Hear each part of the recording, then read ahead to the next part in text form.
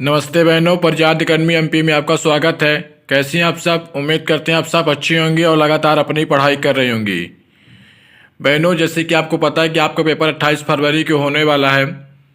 आज से अगर हम गिनेंगे तो मोटा मोटा 50 से 52 दिन बचेंगे। तो आपको आज हम बताएंगे 50 दिनों में आप ऐसी तैयारी कीजिए जिससे आपकी नौकरी पक्की हो जाए। 426 पोस्ट में से एक पोस्ट आपकी हो जाए। जिनकी तैयारी हो गई है यह वीडियो उनके लिए नहीं है, लेकिन जिनकी तैयारी अभी नहीं हुई है, जो अभी 110 120 के आसपास नंबर ला रही हैं, उससे कम नंबर ला रही हैं, तो यह वीडियो उनके लिए है। अगर आप चैनल में पहली बार आए तो चैनल को सब्सक्राइब कीजिएगा, वीडियो अच्छी लाइक कीजिएगा और शेयर कीजिएगा। आप अगर इस तरह 50 दिनों तक रणनीति बनाएंगे, जो तरीका मैं आज बताऊंगा आपको, मैं 5 तरीके बताऊंगा। इस तरीकों का अगर आप अपना लेंगे तो आपका 50 दिनों में पूरा सिलेबस भी कंप्लीट हो जाएगा और आपके 160 के आसपास नंबर भी आने लगेंगे टेस्ट में। लेकिन आप वीडियो पूरा देखिएगा और इन 5 तरीकों को कम से कम 10 दिन अपना के देखिए। अगर आपको फ़ायदा होगा तो आगे प्रक्रिया रखिएगा, वरना आप छोड़ दीजिएगा। मुझे पूरा विश्वास है आप इस तरह पढ़ेंगे तो आपका फ़ायदा ही होगा। आप पूरी तरह से 50 दिनों तक इस रणनीति को अपनाएंगे। आपको विश्वास नहीं होता तो आप शुरू में 5 से 10 दिन तक इस तरीका को अपना सकती हैं। अगर आपको फ़ायदा नहीं होगा तो आप लोग छोड़ दीजिएगा। लेकिन एक बार 5 से 7 दिन तो कम से कम इस तरीके को अपनाइए, आपको ज़रूर फ़ायदा मिलेगा। इस तरह तैयारी करेंगे तो 160 नंबर आपके बड़े आसानी से आ जाएंगे। चलिए शुरू करते हैं वीडियो को। प्रजात अकेडमी एमपी को सब्सक्राइब कर लीजिएगा। अगर वीडियो अच्छी लगे तो लाइक कीजिएगा और शेयर कीजिएगा अपने दोस्तों के पास भी। जैसे कि आपको पता है कि आपका नोटिफिकेशन का फॉर्म 9 तारीख से भरा जाएगा और आपका पेपर 28 फरवरी को होगा। 2 पाली में पेपर होगा, 7 बजे से और 12:30 बजे से। ये सब आपको जानकारी है। अब चलिए हम शुरू करते हैं। आपकी क्या रणनीति होनी चाहिए जिससे आपकी 426 पोस्ट में से एक पोस्ट आपकी हो जाए। सबसे पहले जो सिलेबस में उसको ही पढ़ें। बहुत से कोचिंग वाले, बहुत से यूट्यूब वाले जो सिलेबस में नहीं उसको भी पढ़ा रहे हैं, उसको आपको पढ़ने की आवश्यकता नहीं है। जिनका सिलेबस हो गया वो इस चीज़ एक्स्ट्रा पढ़ सकते हैं, लेकिन जिनका सिलेबस नहीं हुआ है सबसे पहले वही पढ़ें जो सिलेबस में दिया गया है। जो टॉपिक सिलेबस में लिखे हुए हैं उसी टॉपिक को बार बार आप पढ़ें। कुछ नया पढ़ने की आवश्यकता नहीं है। जो सिलेबस में दिया गया है उसी से पेपर आएगा। 90% पेपर उसी से आता है। 10% के चक्कर में मत पड़िए। सबसे पहले 90% को मजबूत कीजिए, जिससे आपकी रैंक लगेगी, जिससे आपका सिलेक्शन होगा। 90% के माध्यम से ही सिलेक्शन होगा। 10% जो क्वेश्चन एक्स्ट्रा आएंगे वो किसी से नहीं बनेंगे तो आपसे भी नहीं बनेंगे। लेकिन 90% अगर आप छोड़ देंगे तो आप पहले ही लिस्ट से बाहर हो जाएंगे। इसलिए जो 90% सिलेबस में दिया गया है सबसे पहले उसको तैयार कीजिए। जो सिलेबस में उसको ही पढ़ें। दूसरी बात, एक विषय का एक ही बुक पढ़ें। बहुत सी बहनों ने एक ही विषय के लिए 4-4, 3-3, 5-5 किताबें खरीद ली हैं, जिनमें से एक भी किताब को उन्होंने पूरा नहीं किया है। अगर आप एक किताब खरीदी हो तो उसी किताब को बार बार पढ़ें। कोई किताब खराब नहीं होती।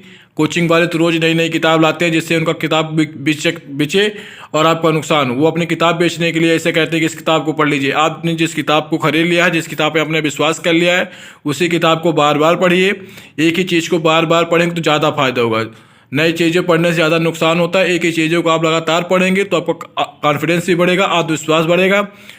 इसलिए एक ही विषय का एक ही बुक रखें और उसको कम से कम 3 से 4 बार कंप्लीट करें। 4 नई किताबों से पढ़ने से अच्छा एक ही किताब को 4 बार पढ़ा जाए।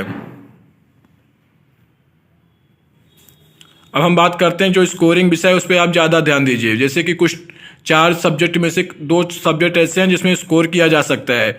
आप स्कोरिंग विषय पे ज़्यादा ध्यान दें। जिसमें सबका स्कोर आ रहा है आप भी उसमें स्कोर करने की कोशिश करें। जिनमें 2 सब्जेक्ट ऐसे हैं जिसमें किसी का स्कोर नहीं आ रहा तो उसमें आप ज़्यादा ध्यान ना दें। बहुत सी बहनों का मैथ कमज़ोर होगा तो अभी आप मैथ को इग्नोर करें, लेकिन जो सब्जेक्ट स्कोरिंग है आप उसको लगातार पढ़ते रहिए। 10 नंबर की मैथ और 10 नंबर की रीजनिंग आएगी तो 180 नंबर पर भी आप ध्यान दीजिए। जो सब्जेक्ट स्कोरिंग है उसको बार बार पढ़िए और उसी पर ध्यान दीजिए। जैसे कि स्कोरिंग सब्जेक्ट है एक पोषण एवं स्वास्थ्य जो 55 नंबर का आएगा। दूसरा जो ये एक्ट वाला टॉपिक है, ये दोनों बहुत ज़्यादा स्कोरिंग सब्जेक्ट हैं। इनमें से सीधे सीधे क्वेश्चन पूछे जाएंगे जिससे आपको आसानी से समझ सकेंगे और आसानी से इसका उत्तर दे सकेंगे। सबसे पहले इनको कंप्लीट कीजिए। हमारे प्लेलिस्ट में आप जाएंगे तो फ्री में ये पोषण एवं स्वास्थ्य नामक सीरीज की टॉपिक की सीरीज चल रही है। इसमें 9 वीडियो अब तक अपलोड हो चुके हैं। बहुत सी बने लगातार देख रही हैं। कल हमने दहेज प्रतिषेध अधिनियम 1961 के जो 30 महत्वपूर्ण क्वेश्चन हैं उनको कराया है। आपको अगर पढ़ना है तो आप यहाँ से भी पढ़ सकती हैं। तो जहाँ आपसे पढ़ना वहाँ से पढ़िए, लेकिन पढ़िए ज़रूर। ये फ्री में आप यहाँ से पढ़ भी सकती हैं। अगला, PYQ MCQ जितना हो उतना लगाइए। PBS या जो क्वेश्चन आए किसी भी राज्य के, जैसे उत्तर प्रदेश का, राजस्थान का, बिहार का, MP का, छत्तीसगढ़ में जो महिला पर्यवेक्षक के पेपर हुए हैं उनका PBS ईयर आप जहाँ पाइए वहाँ लगाइए। हमारे सीरीज के माध्यम से PBS ईयर कराया जा रहा है, आप लोग उसको भी फॉलो कर सकती हैं अगर आप किताब नहीं ढूंढ पा रही PBS ईयर तो। लेकिन PBS ईयर MCQ जितना हो सके उतना लगाइए, क्योंकि व्यापम खुद से क्वेश्चन नहीं बनाता, कहीं ना कहीं से छापता ही है, तो हो सकता है कि किसी दूसरे स्टेट का क्वेश्चन ही छाप दे। इसलिए PBS ईयर जरूर लगाइए, जिससे आपकी तैयारी आसानी से हो सके। अब जिनका सिलेबस कंप्लीट हो चुका है वो टेस्ट हफ्ते में 2 बार लगा सकते हैं, लेकिन जिनका सिलेबस कंप्लीट नहीं हुआ हफ्ते में भी एक ही टेस्ट लगाएं और उसका लगातार एनालिसिस करें। जहां आपको जिस सब्जेक्ट में कमजोरी आ रहा है उसका एनालिसिस करने के बाद आपको पता चल जाएगा आपको ये सब्जेक्ट नहीं बन रहा, तो आप उस सब्जेक्ट को पढ़िए। जो टॉपिक आपसे बार बार बन रहा उसको आप कम पढ़िए, लेकिन जो टॉपिक नहीं बन रहा उसको बार बार पढ़िए। जिसे इसी को कहते हैं एनालिसिस। टेस्ट को हफ्ते में 1 बार जरूर लगाएं, और हो सके तो विषयवार टेस्ट लगाएं। अभी जैसे पोषण एवं स्वास्थ्य आपने पढ़ा तो उसके आप टेस्ट लगा लीजिए, कोई टॉपिक पढ़ा तो उसका टेस्ट लगा लीजिए, जिससे आपको समझने में आसानी होगी कि आपको टॉपिक कितना तैयार हुआ। अगर आपको टेस्ट में नंबर कम आते हैं तो आप उस टॉपिक को 1 बार और पढ़ सकती हैं, लेकिन टेस्ट जरूर हफ्ते में 1 बार लगाएं। जनवरी के बाद आप टेस्ट हफ्ते में 2 से 3 लगा सकती हैं। जब लास्ट के 15 दिन बचेंगे तो आप टेस्ट 2 लगाइएगा, लेकिन अभी हफ्ते में कम से कम 1 टेस्ट जरूर लगाएं, जिससे आपको पता चले कि आपकी क्या कमजोरी है। ये अगर आप तरीका अपना लेती हैं तो आपका 160 नंबर लाने से कोई नहीं रोक सकता, लेकिन टेस्ट को एनालिसिस जरूर करिएगा। प्रज्ञात एकेडमी MP को सब्सक्राइब कर लीजिए, और ये जो फ्री की सीरीज चल रही है आप इसको जरूर फॉलो कीजिए। आपको रोज 7 से 8 मिनट के अंदर 30 क्वेश्चन कराए जाते हैं। जैसे दहेज प्रतिषेध अधिनियम 1961 की जो 30 महत्वपूर्ण क्वेश्चन है आपको करा दिए गए हैं। आप हमारे वीडियो लिस्ट में जाएंगे तो आपको वीडियो मिल जाएगा, और पोषण एवं स्वास्थ्य नामक टॉपिक में रोज आपको 10 मिनट के अंदर 30 क्वेश्चन कराए जाते हैं। जैसे पोषण एवं स्वास्थ्य जो 55 नंबर है आपका पूरी तरह से तैयार हो सके।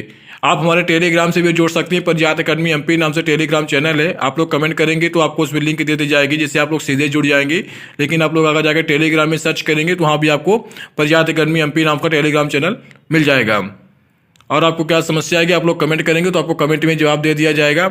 अपनी पढ़ाई में पूरी ताकत से लग जाइए, जितना समय हो उतना पढ़ाई में ध्यान दीजिए।